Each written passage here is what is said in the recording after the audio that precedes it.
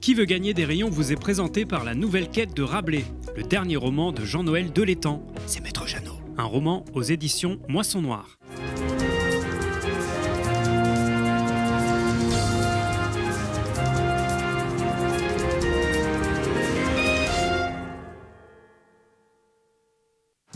Bonjour à toutes et à tous et bienvenue dans ce nouveau numéro de Qui veut gagner des rayons, le premier jeu télé 100% local. On va tester votre culture générale de notre Loir-et-Cher et de notre Touraine, bien entendu, et la tester avec deux candidats tout nouveaux. Aujourd'hui, c'est Pierre et Thomas qui nous font l'amitié de venir jouer avec nous. Salut à tous les deux. Bonjour. Comment ça va? Ça va très bien. Je suis trop contente de vous accueillir tous les deux pour la première fois. On va vous découvrir un petit peu. Vous, chez vous, vous allez pouvoir choisir votre candidat préféré. Déjà, on peut dire que vous vous connaissez, les gars, depuis longtemps. Un petit peu. Un petit peu, à l'insu de mon plein gré, C'est ça. puisque nous sommes frères. C'est ça, c'est vos parents qui ça. vous ont fait vous rencontrer. Exactement. Ils sont assez proches. Frères tous les deux, qui est le plus grand, qui est le plus petit frère? C'est moi le plus grand. Le plus grand. Pour son plus grand bonheur, je pense. Et pas en taille. Mais pas en taille. Qui est le plus intelligent, ça on va le voir ensemble, bien entendu. Où est-ce que vous habitez tous les deux? À Tours. À Tours. Tours, dans le quartier des Prébendes. Vous habitez ensemble? Non. Non. Plus, ça y est, Non, vous non, êtes non. trop grand pour ça. C'est ça. Très bien. Et qu'est-ce que vous faites dans la vie? Je suis contrôleur de gestion. Contrôleur de gestion Et moi, je suis juriste. et juriste dans un secteur particulier? Oui, dans les assurances assistance. Très bien. Ah, ça, c'est des métiers. Alors, c'est pas les métiers les plus fun de perception comme ça, mais vous voyez bien qu'il y a des gens qui viennent jouer avec nous et qui, au contraire, là, on va dépoussiérer cette idée du métier et vous montrer que les contrôleurs de gestion et les juristes, C'est des gens c'est fun. méga fun. Est-ce qu'ils sont cultivés sur la région? Ça, on va quand même le voir dans un instant. Est-ce que vous savez ce pourquoi vous jouez aujourd'hui? Les rayons. Pour Des rayons, c'est sûr, mais pas que. Regardez. Aujourd'hui, la maison de la BD de Blois vous offre Suspense, une BD. C'est votre adversaire qui va avoir les bulles. Vous remportez également un lot de 250 grammes de délicieux rayons de notre partenaire Ardouin le charcutier. Des rayons, des BD et je relance d'un cadeau, chers amis, puisque grâce à notre partenariat, nous allons vous offrir également 2 places pour le Boat Comedy Club numéro 2. Ça se passe au Bateau Ivre et vous pourrez donc aller rigoler avec nos amis du Comedy Club. Et vous aussi, bien sûr, vous pourrez réserver pour y aller. Allez, un petit point sur les règles. Vous les connaissez, j'imagine. Une question, 4 propositions. Pas le droit de buzzer avant que j'ai énoncé la question, mais aussi les 4 propositions. Sinon, le rayon part à votre frère, ce qui est un petit peu énervant. Et puis, à la fin, on regardera qui a le plus de rayons. Et celui-là devra jouer contre Maître Jeannot avec la question qui peut tout faire basculer. On est prêt? Ouais, je sais, ça met la pression. Après, Allez, Allez, tout on de est prêt. suite, le duel des frérots, Pierre contre Thomas, c'est parti.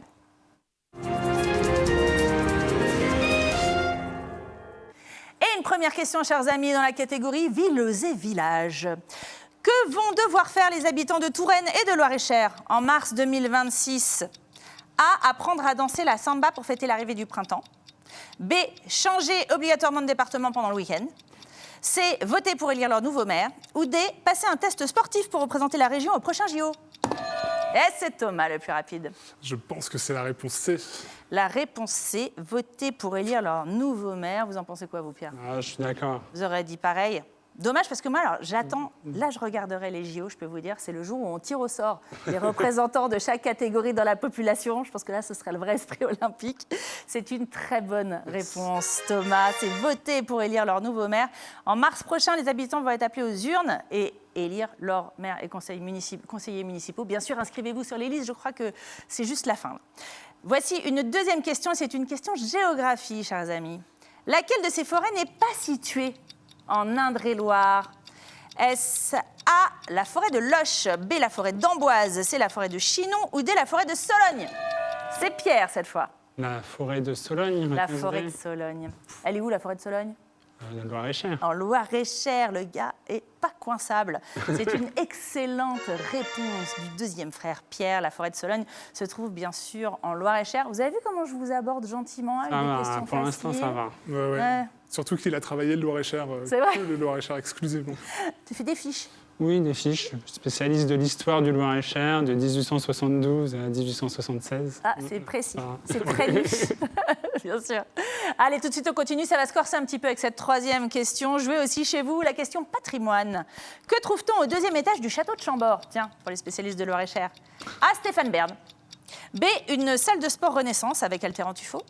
C, des collections du musée de la chasse et de la nature de Paris. Ou D, une reconstitution des écuries royales. C'est serré, mais c'est Thomas. Moi, je dirais la C.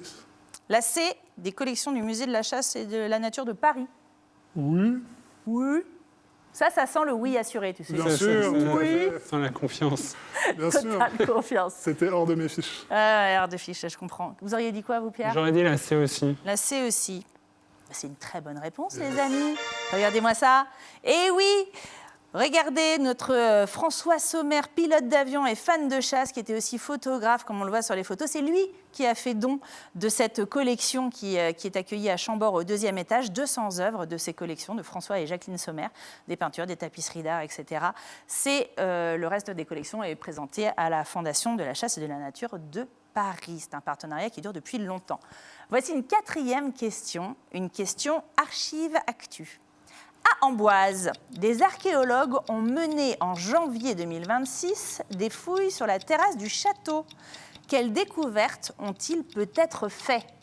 A, un passage secret menant à la cave royale. B, un escalier à double révolution.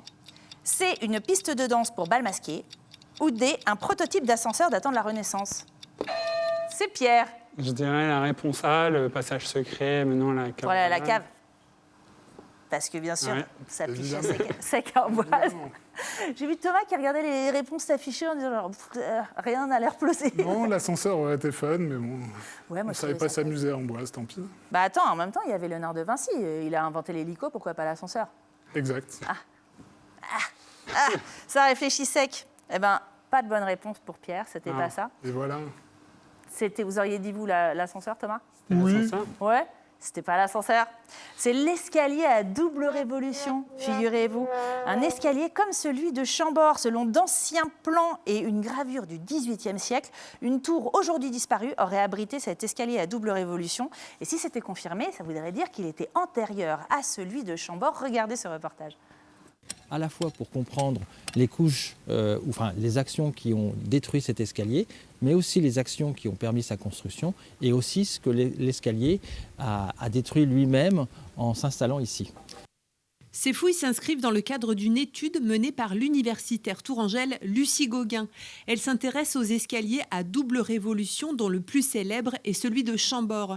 Leur particularité, une structure composée de 2 escaliers entourés l'un autour de l'autre, permettant à 2 personnes de monter ou de descendre sans jamais se croiser. Quel est l'intérêt de ne pas se croiser quand tu prends l'escalier? Quand on est frères. Bah, ça doit être ça. Rien à voir avec les empoisonnements, C'est ça. les machins comme ça. C'est juste qu'on ne s'aimait pas à la cour. Non, c'est juste quand on est frères, on n'a pas envie de se croiser. On va regarder les scores. On est à peu près à mi-parcours dans les questions. Qui mène entre nos 2 frères? 3 rayons pour Thomas, 1 seul pour Pierre. Mais Pierre, rien n'est perdu à ce stade. Je compte sur vous pour remonter tout de suite avec la question Gentilé, le nom des habitants d'une ville. Comment appelle-t-on les habitants de la commune de Courcey en Indre-et-Loire? 4 réponses au choix. A, les Courcésiens. B, les Coursicois. C, les Coursaillots. Ou D, les Courcétois. C'est Pierre. Je dirais les A, les Courcésiens. Les Courcésiens, c'est la réponse A. Vous auriez dit quoi, vous, Thomas? Si, ça a l'air bien, les Courcésiens. Ouais, ça a l'air bien. Ouais. C'est pas ça du tout. Yes. Il se réjouit, regardez ça. Mais ce n'est pas la bonne réponse. C'était B, les Coursicois, figurez-vous. Les Coursicois et les Coursicoises, ils sont de la vallée de l'Indre, vous savez, entre Régnac et Cormery, à peu près. On les embrasse tous, bien entendu. Voici notre 6e question, et c'est une question de patois local. En patois du Val-de-Loire, qu'est-ce qu'une jointée de blé? Une jointée de blé, c'est une petite journée au champ. Réponse A.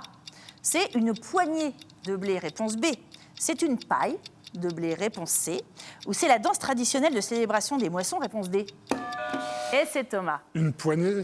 Une poignée, une jointée de blé, c'est une poignée de blé. Ouais. Ah, Pierre a l'air Je d'accord. suis d'accord. Ouais. Ouais, c'est une excellente réponse. Vous voilà bilingue en patois local. Mon cher Thomas, une poignée, une jointée désigne ce qu'on peut tenir dans une main. C'est un terme qui est notamment utilisé, bien sûr, dans les usages agricoles, avec les noix, les grains, etc. etc. Voici une 7e question. Et, j'entends l'oreillette. Et on me dit, dans le grand rayon de l'oreillette, me dit que ce sera la dernière. Concentrez-vous. Une question nature. De quel grand fleuve européen est originaire le silure? Vous savez, ce poisson géant aujourd'hui présent dans la Loire. Est-ce que c'est A, la Loire, B, le Danube, C, le Nil ou D, le Gange? La Loire. La Loire, ça c'est la réponse de Thomas. Vous auriez dit dit quoi, le vous savez pas Danube. Vous auriez dit le Danube et vous n'avez pas buzzé. Si, mais il a été plus rapide et j'ai De douté. toute façon, ça revient au même, parce que comme Thomas, c'est pas la bonne réponse, le rayon revient à Pierre. C'est le Danube, effectivement. Le Danube. On va vous montrer une très jolie photo de silure. Coucou à Pierre et Adrien, hein, qui avaient pêché ce magnifique spécimen de 2,53 m à Langeais. C'est vous? Non, c'est la photo de Pierre, je crois. C'est la photo de Pierre. Il s'appelle Pierre. Pierre et Adrien sur la photo. Il faisait 2,53 m, c'était à Langeais.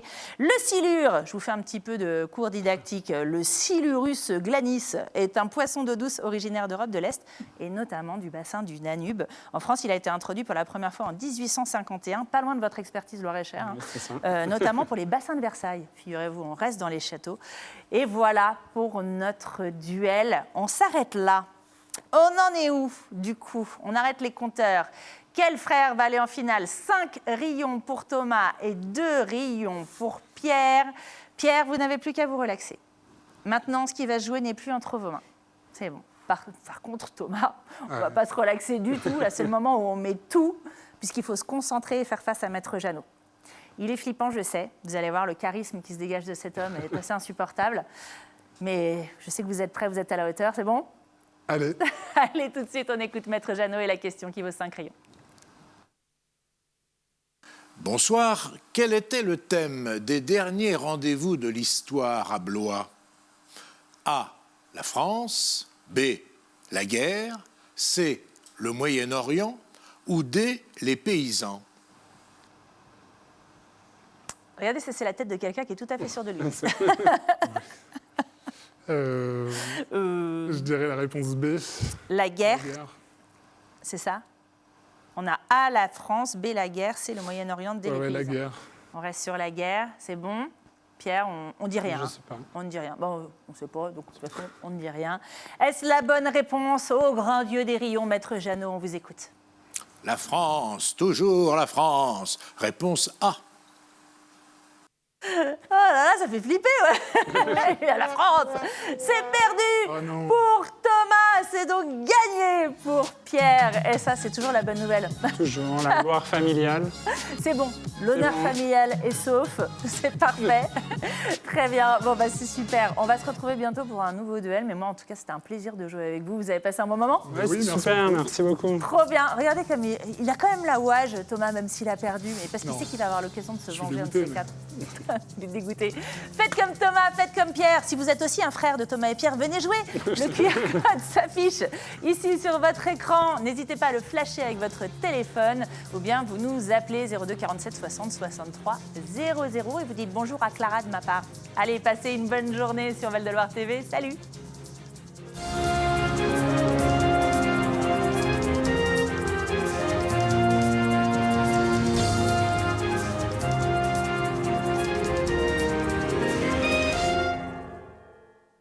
Qui veut gagner des rayons vous est présenté par l'Apéro-Jeu Touraine. 220 questions pour apprendre en s'amusant. Un jeu des éditions La Geste.